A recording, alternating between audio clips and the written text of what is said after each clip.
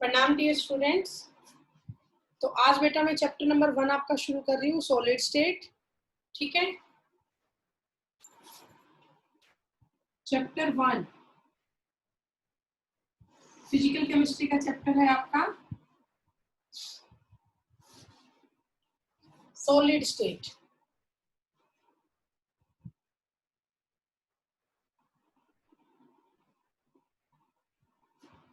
तो solid state बेटा chapter हमें पढ़ना है। तो सबसे पहला टॉपिक जो हम पढ़ेंगे that is the properties of solid.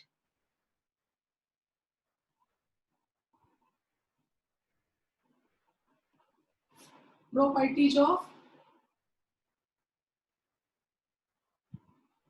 Solid, क्या क्या प्रॉपर्टीज है बेटा सॉलिड की, वो सब हम यहाँ पे डिस्कस करेंगे। तो सबसे पहले बेटा जो सॉलिड होते हैं that are rigid, solid are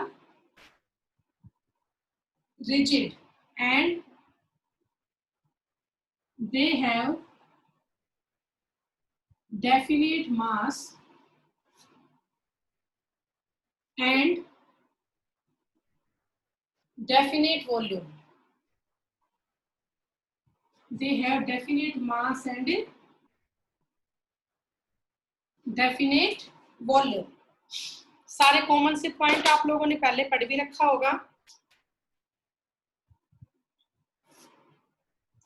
second, जो कॉन्स्टिट्यूएंट पार्टिकल्स है, कॉन्स्टिट्यूएंट पार्टिकल्स मतलब एटम्स है, आयन है, मॉलिक्यूल्स है, ये सभी क्या होते हैं, फिक्स्ड होते हैं और डेफिनेट ज्योमेट्री होती है। They are fixed and have definite geometry. ठीक है, इसके बाद नेक्स्ट पॉइंट की अगर हम बात करते हैं, जो सॉलिड आपके होते हैं they are almost, solids are almost incompressible.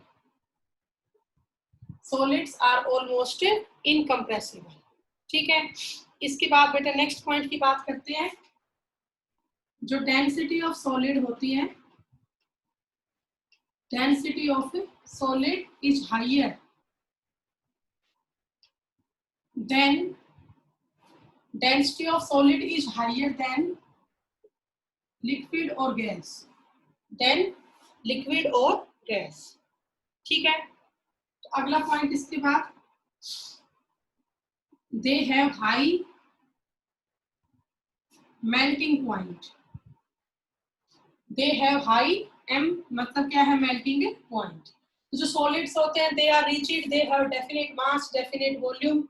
जो सॉलिड के पार्टिकल्स होते हैं मीन्स जिससे ये बना है, एटम, आयन, मॉलिक्यूल जो भी है वो सभी फिक्स्ड होते हैं, सभी की डेफिनेट ज्योमेट्री होती है। अगला पॉइंट सॉलिड आपका होता है that is almost incompressible. Next, जो सॉलिड की डेंसिटी है वो हाई होती है देन द लिक्विड और गैस, और सॉलिड्स का हाई होता है मेल्टिंग पॉइंट। ठीक है, तो इसके बाद नेक्स्ट पॉइंट लिखिए, जो डिफ्यूजन का रेट है सॉलिड में। हाँ भाई, यहाँ तक के पॉइंट हो गए बेटा, रब कर दूं? नहीं हुए हैं, करो बेटा।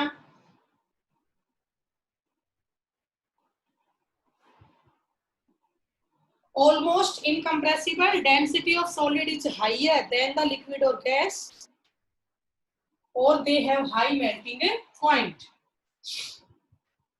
अगर आपको ध्यान हो ना तो मैंने इस चैप्टर के स्टार्टिंग के कुछ टॉपिक 11th क्लास में भी करवाए थे और आप लोगों के नोट्स में होंगे, वो चैप्टर 4 के बाद करवाए थे मैंने। आज शायद नेटवर्क वीक है, बच्चे आ नहीं पा रहे। केशव कब से एडमिट हो गया है?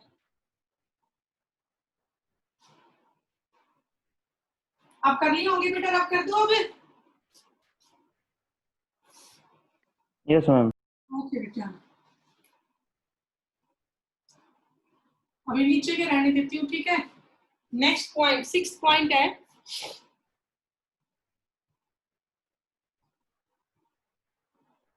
सिक्स्थ पॉइंट, जो सॉलिड आपके होते हैं ये आपका हो चुका है। ठीक है, the constituent particles, the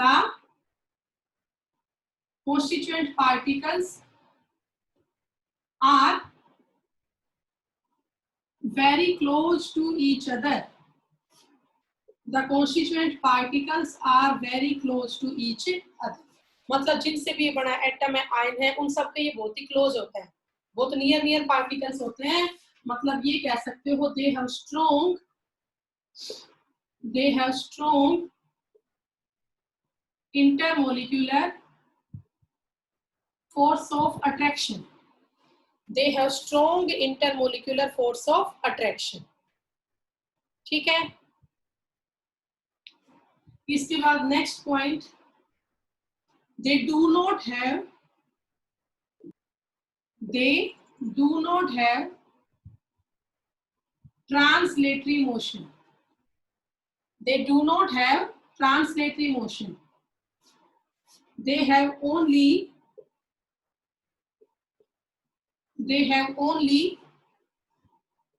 oscillatory motion.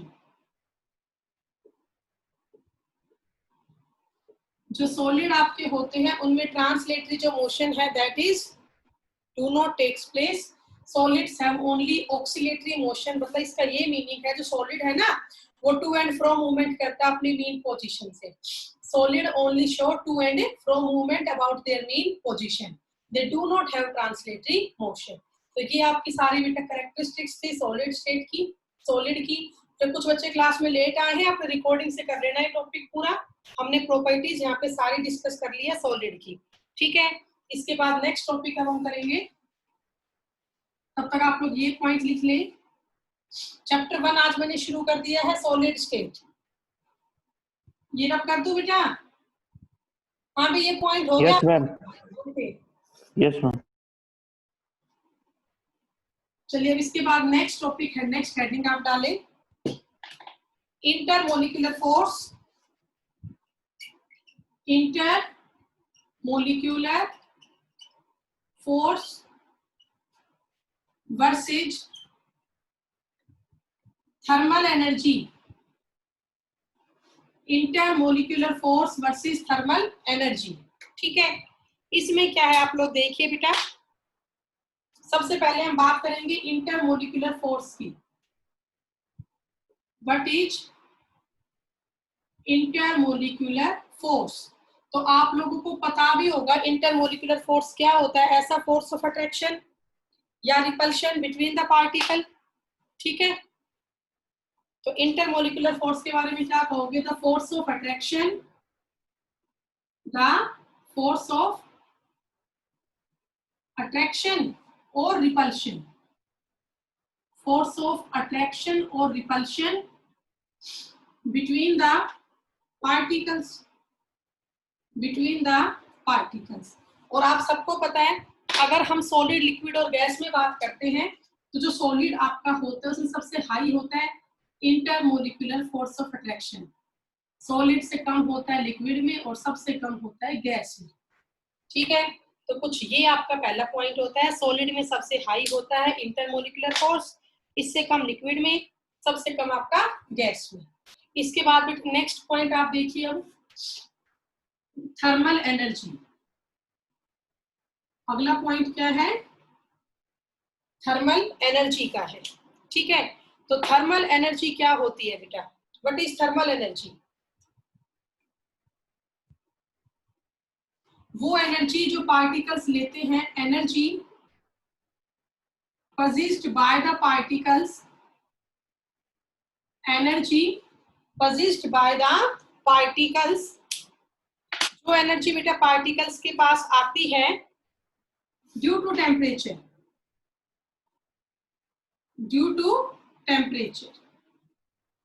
Energy possessed by the particles due to temperature. भाई टेम्परेचर के कारण जो एनर्जी मिलती है पार्टिकल्स को, तो उससे क्या होंगे? पार्टिकल दूर दूर होंगे.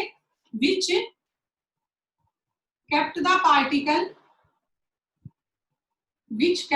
particles far apart from each other.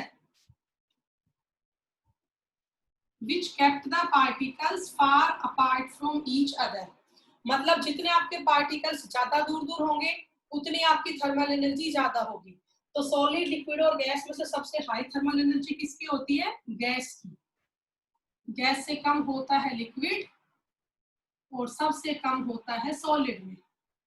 सबसे हाई थर्मल एनर्जी होती है गैस की, गैस से कम लिक्विड में और लिक्विड से कम सॉलिड में। तो आप ये कह सकते हो जो आपका इंटरमोलिकुलर फोर्स है और थर्मल एनर्जी है, they oppose each other. Intermolecular force and thermal energy oppose each other. ठीक है, तो भाई ये पॉइंट आप लोगों ने कर लिया। बताओ अभी रब कर दूं Yes, ma'am. मैं? Yes, ma'am. इसके बाद अब नेक्स्ट हेडिंग आप डाल लें, classification of solid. Next topic आप लोग डाल लें बेटा, क्लासिफिकेशन ऑफ सॉलिड्स। कैसे हम सॉलिड को क्लासिफाई करते हैं। Solids are classified into two types. अगर बेटा हम सॉलिड की क्लासिफिकेशन की बात करें तो हमने इनको दो टाइप में क्लासिफाई किया है। First one is crystalline solid. पहला तो आपका क्या है, क्रिस्टलाइन सॉलिड है, और दूसरा है amorphous solid. Crystalline solid and amorphous solid. ठीक है, तो अब हम ये दो तरह के पार्टिकल पढ़ेंगे, क्रिस्टलाइन और अमोर्फस। तो पहले हम सारी प्रॉपर्टीज करेंगे क्रिस्टलाइन सॉलिड की, देन हम करेंगे अमोर्फस सॉलिड। तो क्रिस्टलाइन सॉलिड की पहली प्रॉपर्टी देखो, क्रिस्टलाइन सॉलिड में होता क्या है बेटा। क्रिस्टलाइन सॉलिड वो सॉलिड है या वो सब्सटेंस है, the substance where constituent particles, the substance where constituent particles मतलब बेटा जो एटम्स हुए, आयंस हुए और मॉलिक्यूल्स हुए, वो सब्सटेंस जहां पर एटम है, आयंस है और मॉलिक्यूल्स है, they are arranged in a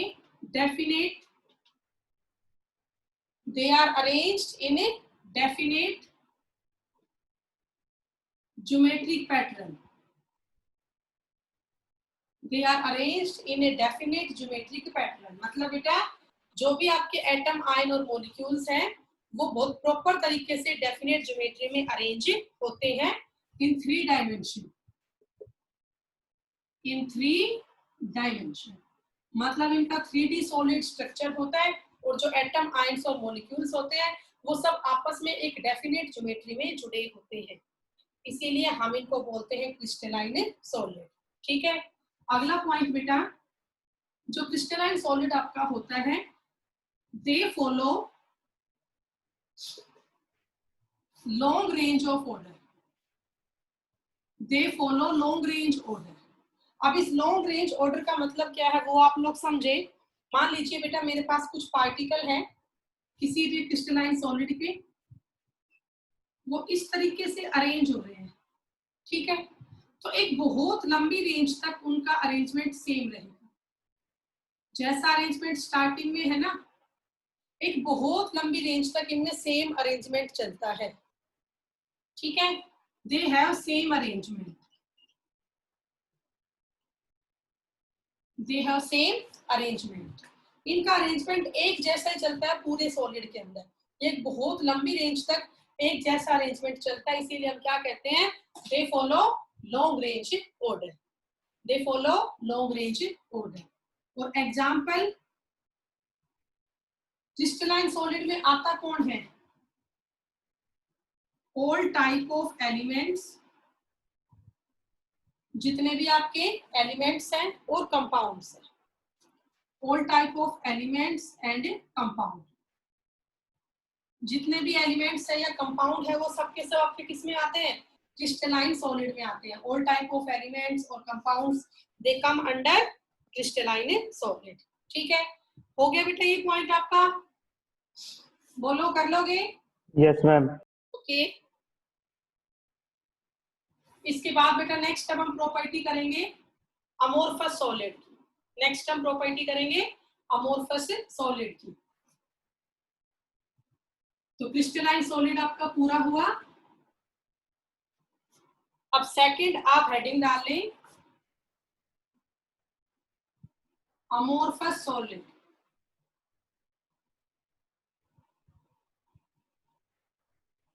amorphous solid मैं इसी में चेंज कर दूंगी। The substance where constituent particles atom ions and molecules are do not arranged.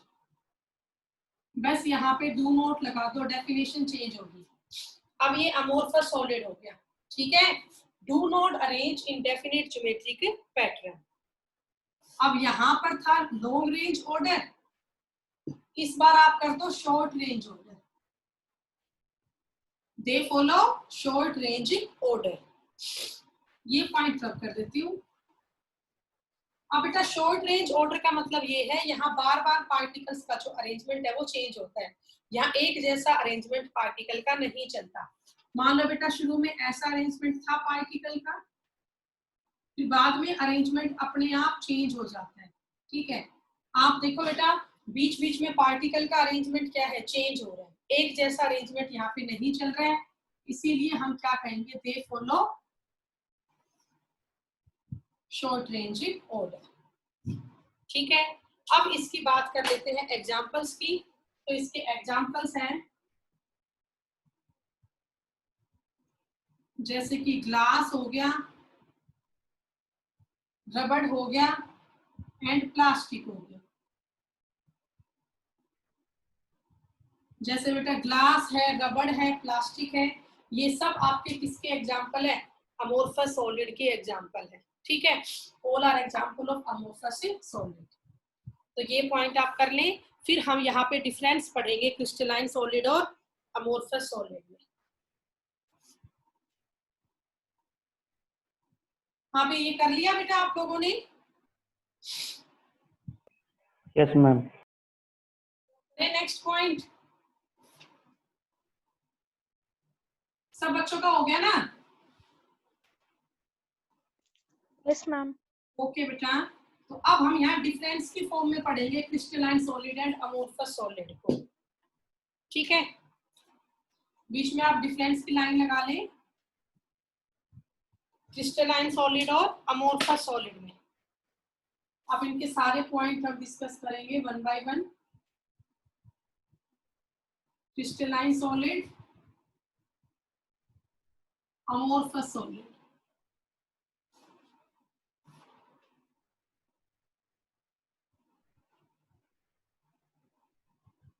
देखिए बेटा पहले पॉइंट से करते हैं शुरू। सबसे पहला पॉइंट क्रिस्टलाइन सॉलिड का, बड़े आसान आसान पॉइंट है स्टार्टिंग के। तो they have definite geometry, they have definite geometry, ठीक है। और अमोर्फस सॉलिड में क्या आएगा, इनडेफिनेट ज्योमेट्री। इनकी ज्योमेट्री कोई फिक्स नहीं होती। तो पहला पॉइंट हो गया, जो क्रिस्टलाइन सॉलिड है उनकी डेफिनेट ज्योमेट्री होती है, और जो अमोर्फस सॉलिड है उनकी ज्योमेट्री कोई डिफाइन नहीं होती। They have indefinite geometry. अगला पॉइंट बेटा, जो क्रिस्टलाइन सॉलिड होते हैं वो ट्रू सॉलिड होते हैं। क्रिस्टलाइन सॉलिड क्या होते हैं, ट्रू सॉलिड। लेकिन जो अमोर्फस सॉलिड है वो होते हैं सूडो सॉलिड। यहाँ पे पी बेटा साइलेंट है। अमोर्फस सॉलिड क्या होता है, सूडो सॉलिड, या हम ये कह सकते हैं super cooled liquid. Pseudo solid या सुपर कूल्ड लिक्विड। अब इसका मतलब आप समझे बेटा, सूडो सॉलिड क्या होता है और ट्रू सॉलिड्स क्या होता है। ट्रू सॉलिड का मतलब है inability to flow of particle. Inability to flow मतलब जो ट्रू सॉलिड है इनके पार्टिकल फ्लो नहीं कर सकते। ट्रू सॉलिड के पार्टिकल फ्लो नहीं कर सकते, लेकिन जो सूडो सॉलिड है ना, इनके पार्टिकल्स में एबिलिटी होती है फ्लो करने की। They have ability to flow. तो शायद आपको सेकंड पॉइंट समझ में आ गया होगा कि जो आपका क्रिस्टलाइन सॉलिड है वो ट्रू सॉलिड होता है, लेकिन जो अमोर्फस सॉलिड होता है वो सूडो सॉलिड है। इसका मतलब आप समझ गए होंगे कि क्रिस्टलाइन सॉलिड के पार्टिकल उनमें फ्लो करने की टेंडेंसी नहीं होती, वे अपनी जगह से मूव नहीं कर सकते। लेकिन जो अमोर्फस सॉलिड होता है they have tendency to flow, मतलब ये अपनी जगह से मूव कर सकते हैं। ठीक है, तो इसके बाद थर्ड पॉइंट देखो, जो क्रिस्टलाइन सॉलिड है उनका शार्प मेल्टिंग पॉइंट होता है।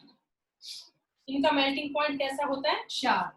लेकिन जो अमोर्फस सॉलिड है दे do not have sharp melting point. Crystalline solid का मेल्टिंग पॉइंट शार्प होता है बट अमोर्फस का नहीं होता है। इसका मतलब आप लोग समझे बेटा, समझ जाओगे, बड़ा आसान है। शार्प मेल्टिंग पॉइंट का मतलब होता है कि पूरा सॉलिड एक ही टेम्परेचर पे मेल्ट हो रहा है। शार्प का मतलब क्या होता है? Melting takes place at a specific temperature. कि बेटा जो पूरा सॉलिड है वो एक साथ मेल्ट होना शुरू होगा, ऐसे नहीं है एक हिस्सा पहले मेल्ट हो गया एक हिस्सा बाद में, ऐसा नहीं होगा। पूरे का पूरा सॉलिड आपका एक साथ एक ही टेम्परेचर पे मेल्ट होना शुरू होगा। और इसका मीनिंग क्या होता है कि यहाँ पर जो मेल्टिंग होती है that takes place at different temperature. कि भाई सॉलिड का कोई हिस्सा तो मेल्ट हो रहा है कम टेम्परेचर पे, कोई हिस्सा आपका मेल्ट हो रहा है ज्यादा टेम्परेचर पे। ठीक है, हो जाएगा। अगला पॉइंट इसके बाद फोर्थ पॉइंट, जो क्रिस्टलाइन सॉलिड होता है, जो इनको हम कट करते हैं किसी नाइफ से या शार्प एज टूल से, तो ये बिल्कुल शार्प क्लीवेज देते हैं, शार्प या क्लीन क्लीवेज देते हैं। भाई ये सॉलिड ऐसा है बेटा, जब इसको हम कट करते हैं, मान लो बेटा मैंने इसको एक नाइफ से कट किया, तो कट करने के बाद बिल्कुल स्मूथ और प्लेन सरफेस ये देते हैं, शार्प और क्लीन क्लीवेज यहाँ पे होती है। लेकिन अगर मैं बात करूं अमोर्फस सॉलिड की, तो यहाँ पे क्लीवेज रफ आती है, रफ क्लीवेज होती है, या आप ये कह सकते हो इररेगुलर क्लीवेज होती है। मतलब ये ब्लंट होता है, टेढ़ा मेढ़ा कटता है, सीधा नहीं कटता, बिल्कुल प्लेन सरफेस नहीं आता इसमें। इसकी तो क्लीवेज शार्प होती है, क्लीन क्लीवेज होती है, लेकिन जो इसकी क्लीवेज है वो रफ होती है या इररेगुलर क्लीवेज होती है। ठीक है, तो आप ये 4 पॉइंट लिखिए, बड़े इंपॉर्टेंट पॉइंट थे। फिर इसके बाद हम नेक्स्ट पॉइंट करेंगे। मुझे बता देना ये 4 पॉइंट हो गए आपके, शुरू के 2 पॉइंट रब कर दूं? हाँ भाई, शुरू के 2 पॉइंट हो गए? Yes, ma'am. ओके बेटा, बाकी किसी का नीचे का पेंडिंग है तो कर लो।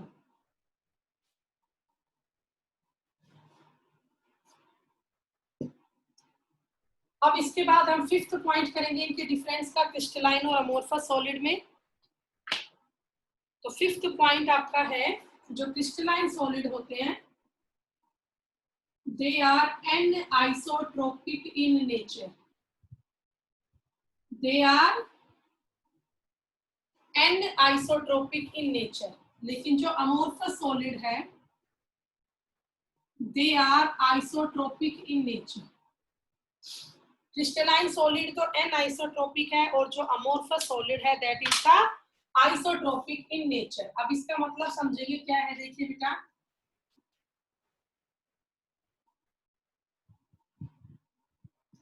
क्रिस्टलाइन सॉलिड और अमोर्फस सॉलिड की नेक्स्ट प्रॉपर्टी हम कर रहे हैं कि जो क्रिस्टलाइन सॉलिड है वो तो एनआइसोट्रोपिक होता है, बट जो अमोर्फस सॉलिड होता है that is isotropic in nature. तो पहले आप मतलब समझो बेटा आइसोट्रोपी और एनआइसोट्रोपी का। एनआइसोट्रोपी का मतलब होता है जो क्रिस्टलाइन सब्सटेंस है, जो आपके क्रिस्टलाइन सब्सटेंस है, crystalline substance have different physical properties. Crystalline substance have different physical properties in different direction. जो बेटा क्रिस्टलाइन सब्सटेंस है, क्रिस्टलाइन सॉलिड है, इनकी फिजिकल प्रॉपर्टीज भी अलग अलग होती है, अलग अलग डायरेक्शन में। लेकिन अगर हम बात करते हैं अमोर्फस सॉलिड की, तो आप क्या कहोगे? Amorphous solid have same physical properties. Amorphous solid have same physical properties in different direction। ठीक है बेटा, अमोर्फस सॉलिड जो है वो आइसोट्रोपिक होते हैं और जो क्रिस्टलाइन सॉलिड है वो एनआइसोट्रोपिक होते हैं। तो एनआइसोट्रोपिक का मतलब ये होता है different physical properties in different direction. ये चीज आपकी क्या होती है, एनआइसोट्रोपी। ठीक है, और same physical property in different direction, ये आपका क्या होता है, आइसोट्रोपी। ये आपका क्या होता है, आइसोट्रोपी होता है। ठीक है, तो भाई ये डिफरेंस है आपका। अब इसको आप एग्जांपल से समझो, ये पॉइंट क्या समझाना चाह रहे हैं। बेटा मान लो मैं बात करती हूँ क्रिस्टलाइन सॉलिड की। ठीक है, तो भाई क्रिस्टलाइन सॉलिड में कुछ ऐसा अरेंजमेंट होता है पार्टिकल का। ये पार्टिकल है 1 2 3 4। मैं इसमें रब कर देती हूँ, थोड़ा स्पेस कम है मेरे पास। हाँ भाई ये पॉइंट रब कर दूं। अब देखिए कैसा अरेंजमेंट होता है क्रिस्टलाइन सब्सटेंस का। ये मेरे एक तरह के पार्टिकल्स हैं। ठीक है, इनके बीच में दूसरे तरह के पार्टिकल्स होते हैं। सेकंड टाइप के पार्टिकल्स इनके बीच में है ऐसे। फिर आपके फिर पहले जैसे पार्टिकल्स आ गए। फिर आपका दोबारा से क्या हुआ, ऐसे पार्टिकल आ गए इनके बीच में। ठीक है, फिर आपके ऐसे पार्टिकल्स आ गए। तो कुछ ऐसा अरेंजमेंट होता है क्रिस्टलाइन सॉलिड का। ये किसका अरेंजमेंट है, क्रिस्टलाइन सॉलिड का।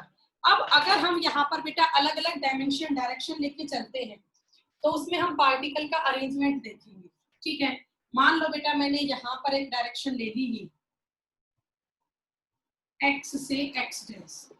तो आप देखो इसमें पार्टिकल का अरेंजमेंट कैसा है, एक तरफ सारे रेड वाले, एक तरफ सारे ब्लू वाले हैं। अब मैंने कोई डिफरेंट डायमेंशन ले ली, मान लो मैंने ये ले लिया y डैश और y। आप इस बार देखो पार्टिकल का अरेंजमेंट कुछ अलग है, एक रेड का है, फिर एक ब्लू का है, फिर एक रेड का है, फिर एक ब्लू का है। तो जैसे ही मैंने डायरेक्शन चेंज की, डायमेंशन चेंज की, ऐसे मेरे पार्टिकल का अरेंजमेंट भी चेंज हो गया।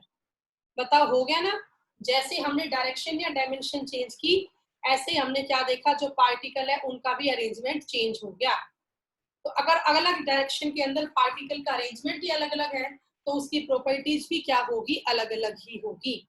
इसीलिए जो आपका क्रिस्टलाइन सॉलिड होता है that is the anisotropic in nature. बेटा एक बार स्क्रीनशॉट ले लियो अंकित। ठीक है, तो ये हमने एक्सप्लेन किया एनआइसोट्रोपी। एनआइसोट्रोपी इन crystalline substance,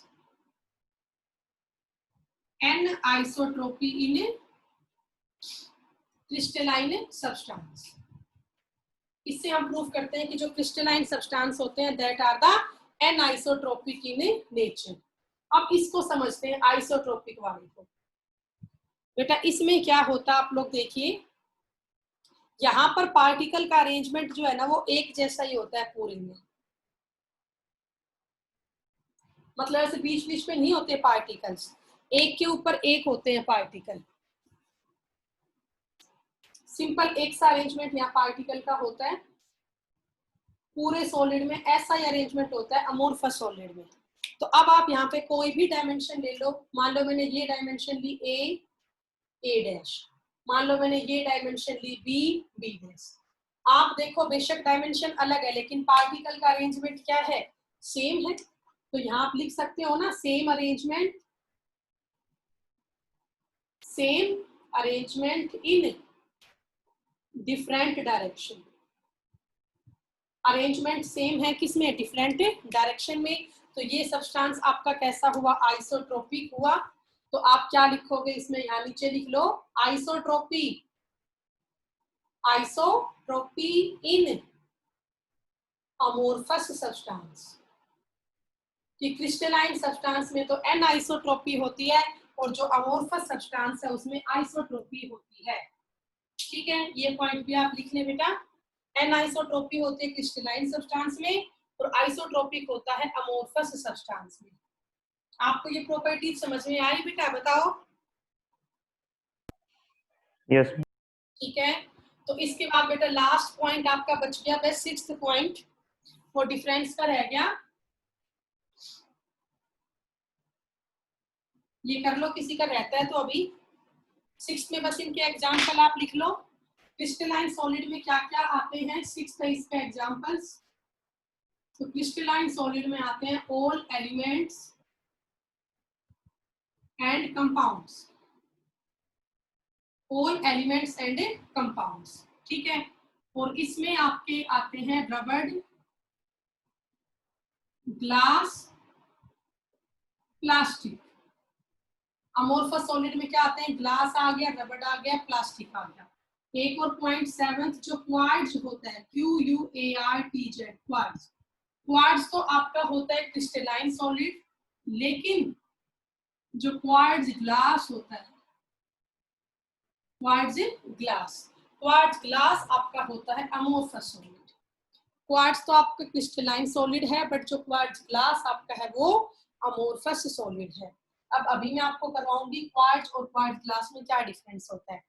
बेटा एक्चुअल में ना क्वार्ट्ज को ही मेल्ट करके रैपिड कूल करने पर क्वार्ट्ज ग्लास बनता है, लेकिन क्वार्ट्ज ग्लास जब बनाते हो ना तो उसके जो पार्टिकल का अरेंजमेंट हो प्रॉपर पहले जैसा नहीं हो पाता, इसीलिए क्रिस्टलाइन से कैसा हो जाता है, अमोर्फस हो जाते हैं, ठीक है। इसको रब कर देती हूँ। अब देखिए आप, जो क्वार्ट्ज है, क्वार्ट्ज ग्लास है, दोनों बने होते हैं SiO2 के। दोनों किसके बने होते हैं, SiO2 के। लेकिन अगर मैं इनके स्ट्रक्चर की बात करूं तो हर एक सिलिकॉन यहाँ पे 4-4 ऑक्सीजन से जुड़ा होता है। हर एक सिलिकॉन यहाँ पे 4-4 ऑक्सीजन के साथ जुड़ा होता है, ठीक है। ऐसे नीचे एक और सिलिकॉन आ गया,